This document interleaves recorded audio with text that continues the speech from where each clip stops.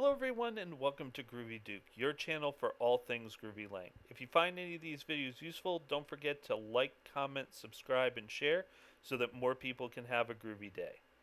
Today we're going to be talking about file ops. So this is just a few quick examples, so I'm going to get myself out of the way, jump down to the console, and first example is just getting a list of files from a directory.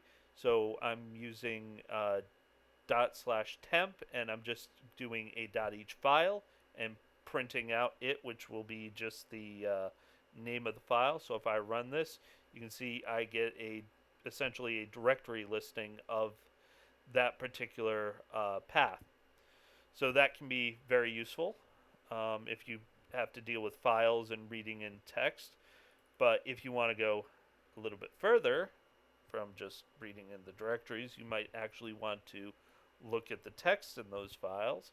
So you might want to do, say, file.text, which will bring in the whole entire text of something. So I'm going to do my /etc/host file, read in that, and do the .text, and that'll display when I run this.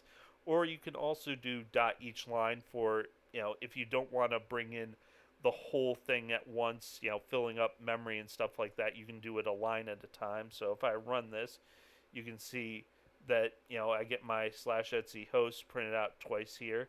So both of those do essentially the same thing.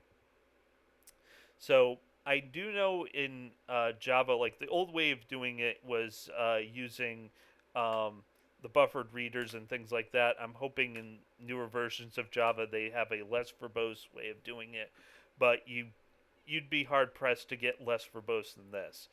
And this just makes it easy to deal with files and things of that nature. So that's pretty much all I have for you today. So as always, have a groovy one.